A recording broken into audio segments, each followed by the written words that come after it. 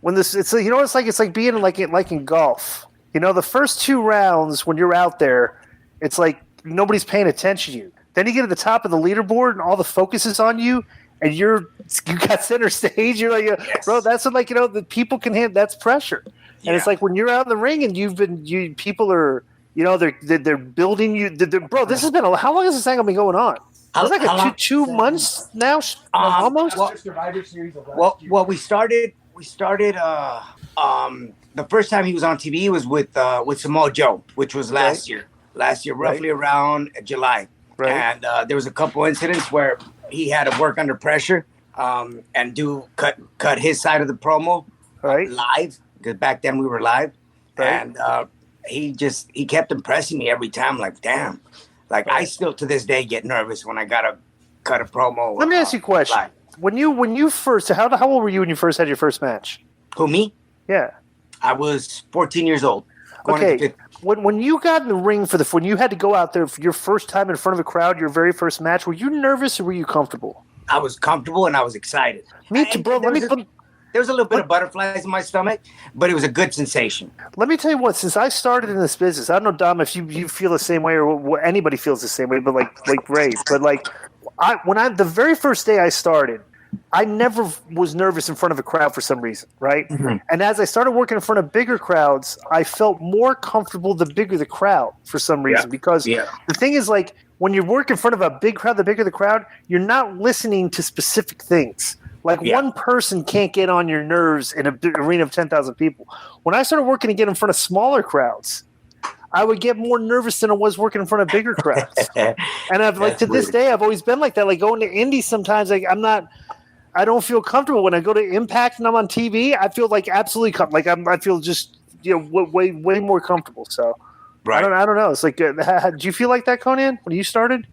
No, when I started, I would get very nervous because I didn't know what the fuck I was doing. But but now you know what I do get, and I hate this. I hate like when before I go up, I don't get nervous. I get like ansioso, like anxious. Anxious, yeah. But what I hate is like when I'm about to go up and something happens and now you got to go on later where all that energy that you had in you kind of dies and now you got to pick it up again in an hour. You know what I'm saying? Yeah. So I've felt that the first match that I had with Dean in WCW, very excited, very emotional. Not to mention that, dog, you kept on putting pressure on me. Like, bro, you got to fucking kill it. You got to kill it, bro. This is your first match. I had no clue when you told me that I was going to go work with Dean in WCW that my match was going to be a pay-per-view match. I was thinking that, okay, dark match, which back then I had no idea what a dark match was, but never thought it was going to be on live TV. Bro, we off the show at Great American Bash in Baltimore, and... When did you find out you were doing that? Like, you thought you were just going to be that day? Day of, yeah. It's like, oh, you're part of the pay-per-view. Like, oh, shit, okay. It's all good.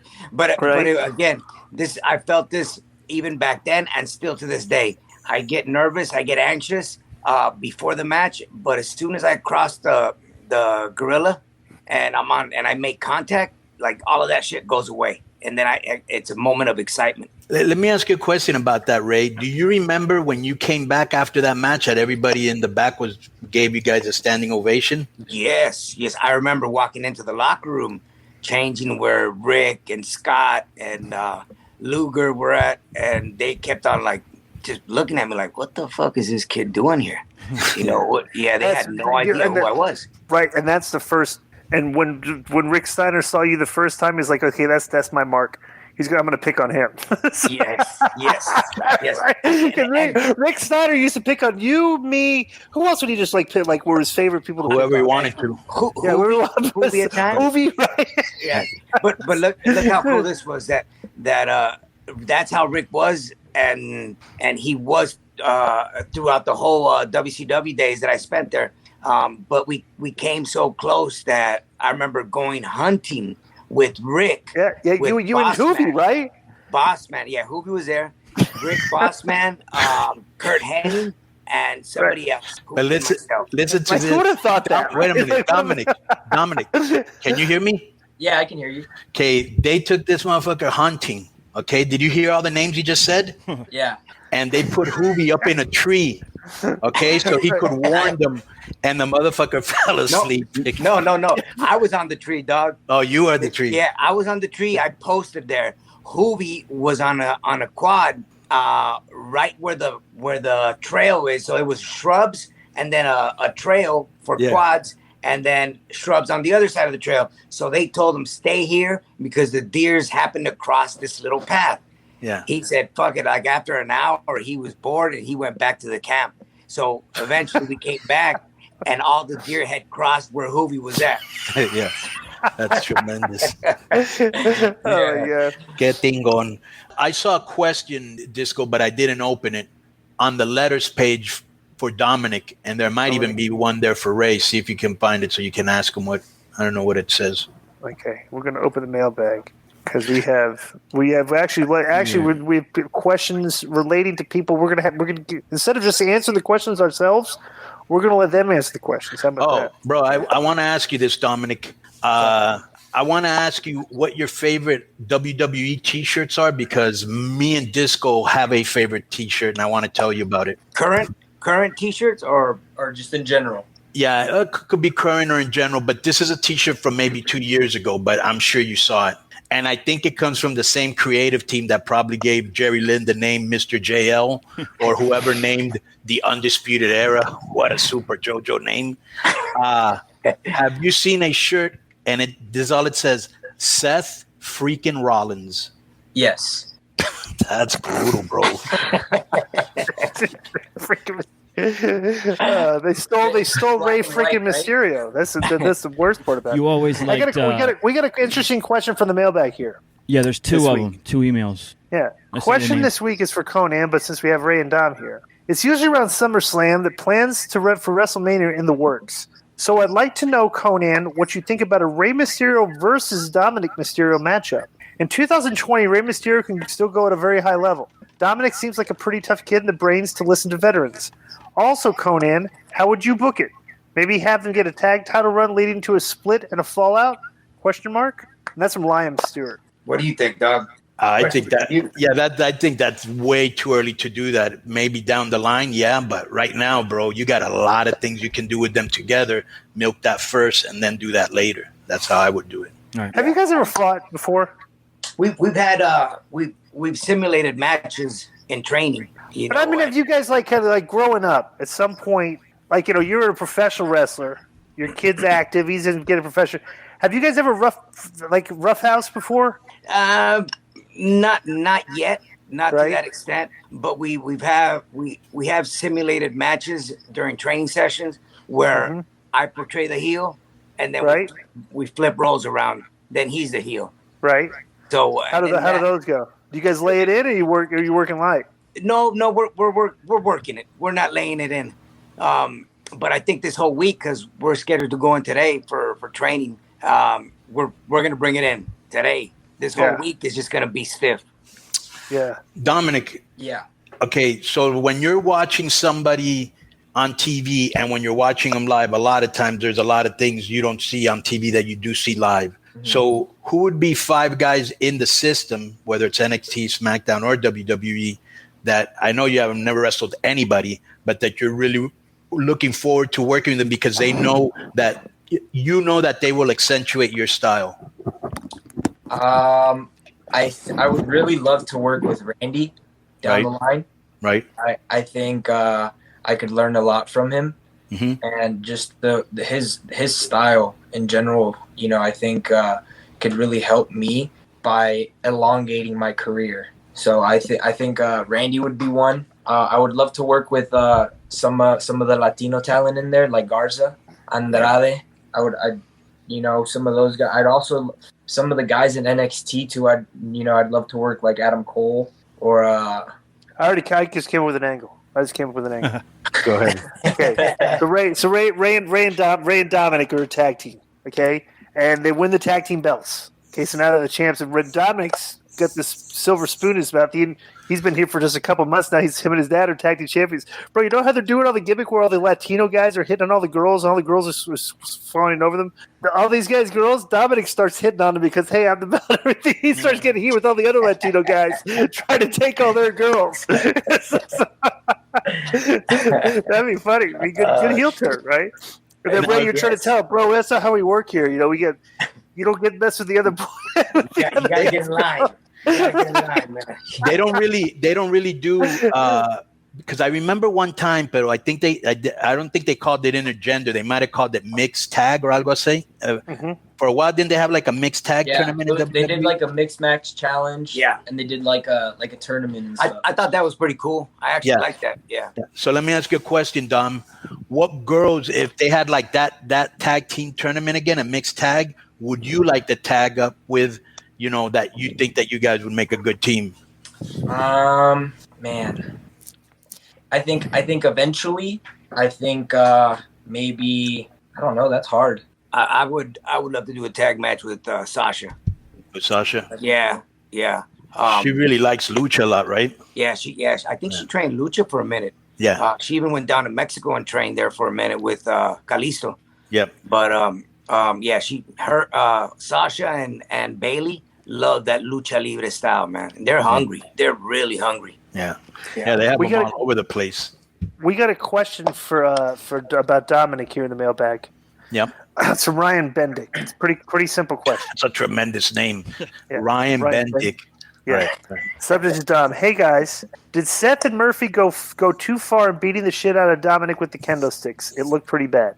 I'll answer that first. I thought that was perfect because anything that would have looked fake, phony, or like the first week of Raw Underground would have totally turned me off to this angle, which I wasn't really that into, and I'm super into it now. I'll answer also. When you do stuff like that, bro, anytime you're in an angle and you want good heat, like we used to do when I managed Simon Diamond and Johnny Swinger, we were working against the America's Most Wanted guys, and so it was Southern Wrestling style down the other Impact stuff or the TNA stuff. So we did a strap match. Well, to build up for the strap match is always you beat the living piss out of the baby face with the strap, and you have to, bro, the guys just got to take it. You're going to have marks all over you, but that's the sell because now like people want to see you, even though they know it's a work, kind of, they're like, okay, he's got to get him back. So that's always like a good, like it puts something in the back of the fans' minds, like, you know, Jesus Christ, they fucking did that. If they did that to me, I don't care if it's a work or not. I'm gonna kick that guy's ass. So that's a good. Right. It's always a good sell, but you can't do it a lot because then everybody beat the living piss out of each other. It's not like a work anymore. So you got to do it every once in a while, but like, bro, you just got to eat it. Well, you know? And not only that, the great thing about it, the main reason it stood out is because everything else on the show is worked. You know what I'm saying? This looked like a shoot. You know, and you have the shoot marks. There's times when people getting hit with stuff and they don't even have a mark. Yeah. I told because Dominic, when he had to lay it in, he laid it in. Yeah. I said, you make sure you hit. Yeah. You hit for the fences, man. Swing. And eventually when he did 2 weeks consecutively, I told him, okay, now get ready because eventually they're going to come back. Right. And that's just right. That's the nature of this business. That's the nature of this business. So I said, you hit, and however you hit, it's going to come back. So it came back. And the funny thing too is people like fans look at that, they go, "Oh my god," they scared. And then you go, bring a fan or somebody that's like a mark and bring him to a wrestling ring. And the first day after they're done hitting the ropes and stuff, bro, they got bruises all over themselves anyway. You know, this shit's not easy. You know, it's like when I first started training and running the ropes and stuff, I immediately the first day had a gigantic bruise all of my back just from running the ropes. Yeah, right. So it's like you just train yourself to get beat up, and every once in a while you got to your body's got to get beat up. But that's how we sell tickets, you know. So we build a certain tolerance for our bodies to take that beating, you know, on a day-to-day basis. Yeah. Wait, how you feel? Let me ask you questions because you only wrestle like once a week now, right, Ray? Right now, yes. How's it feel? Because I know like the less we wrestle, if you feel good out there, huh? Yeah, my body feels great. Although not wrestling constantly. Right.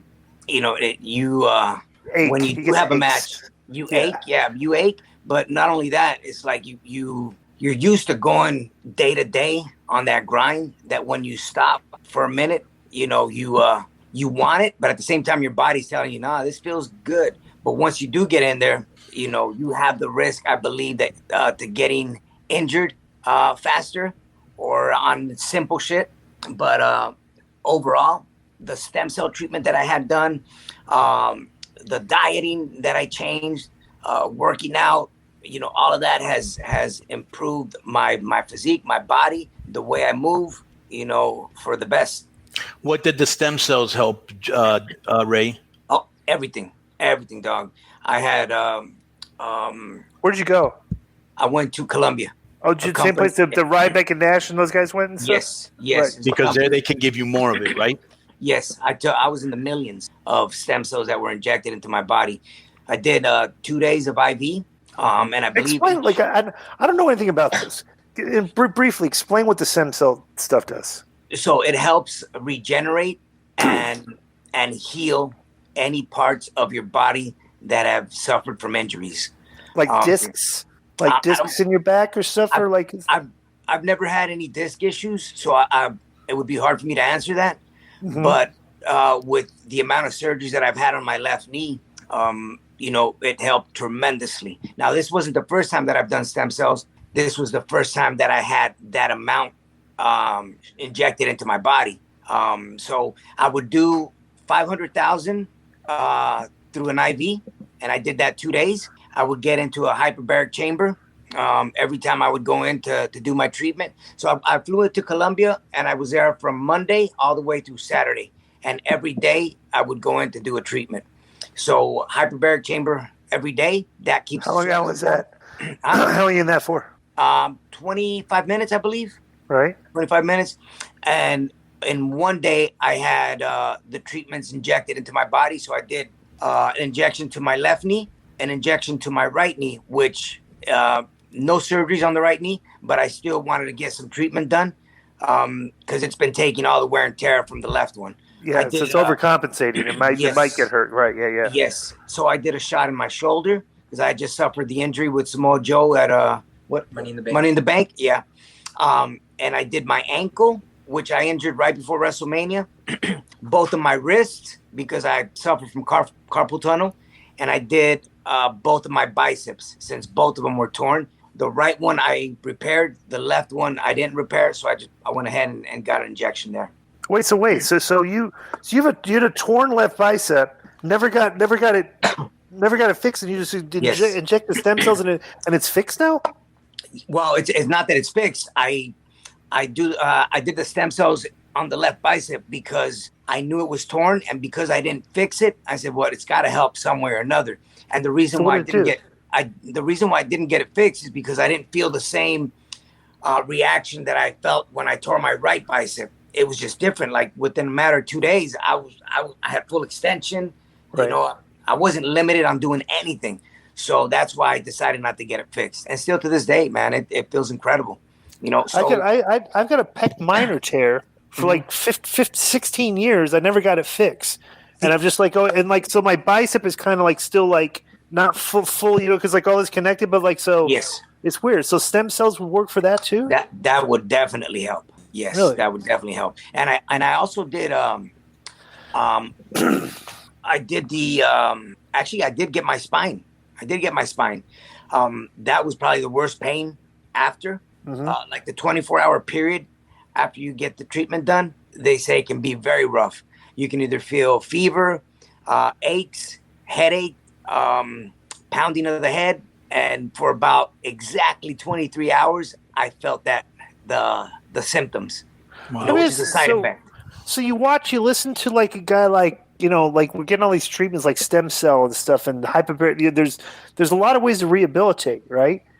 And you watch a guy like Taker that would just like, you know, he'd work on his body for a long time, get ready for the WrestleMania season, come work in that. Bro, how long do you think you can do this for? Me personally, how long do you think you can do it for? At the rate that I'm going, I can see myself doing this for about 5 more years. Right. So I'm and then see what it's like from there. You never know, right? Because you always go by how you feel. Yeah. It's like some people say like, I can't. I don't know. I'm going on another year. It's like you go out there. Hey, I feel like 5 more. You know, that's a considerable amount of time. You know, the most important thing, Ray, besides the fact that you look great, but a lot of guys look great and can't go anymore. You can still go. You know, Yeah, that's. Let me ask Dom. Have you gotten hurt yet? Like in training, like if there are just aches and pains, or just like how's it going for you? I haven't had any serious injuries. Most of my injuries have come from like football back in the day, like broken fingers and broken wrists and stuff like that. but your back was fucked up for a while. Remember? Yeah, from weight training, I had a slight pinch in my lower back every time I did squats or anything. I get the same thing right now. I did deadlifts and I tweaked my back the other day, but let's go. Yeah, so it's always like a little pinch. But as far as like since I've been wrestling and no major injuries, thank God. Let me ask you this: what's your training like? Give me like, say like the next 3 days. You're gonna like, what's your training schedule the next 3 days? Well, I'll be in the ring the next 3 days, and I'll also I wake up for how long? How long do you work out? In ring or weights? No, in ring. Both. In ring, Both. Give me the both. Ring and weights. Well, I do my cardio in the mornings, and that's about 25 minutes. Hard cardio, or just like just. I do intervals on the elliptical. So okay, good. How many you bring? What do you bring your heart rate up to? Because that's what, bro. That's the thing that keeps me in wrestling shape is the elliptical with the just interval training. That's it. You're in ring shape, Yeah, I'm not sure exactly where my heart rate is. I just know that I'm always burning anywhere from 250 to 300 calories in the mornings, like right off the bat. So I do that, and then I'll go and I'll wrestle around 4 or 5 o'clock, and I'll wrestle for about 2 hours, two and a half hours. Are you training by yourself? Who are you training with? No, let's shout out B-Boy. That's one of his trainers, right? I trained out in Level Up school owned by B-Boy and Bones, and they're super helpful, man. They're out here in San Diego and Oklahoma, Bones. and they're awesome, man. They're super helpful with everything. A lot of the guys there, a lot of the more advanced guys, Hunter, Camden, they always lend a hand, and other students there, like the up and comers, they jump in the ring with me. We actually took Cain Velasquez there before we went to Saudi, and he trained there with us, man. He loved it. Out there. Yeah, well, that's cool. So then after wrestling, I'll come home and I'll do about an hour and a half of weights, depending how long he takes to get ready.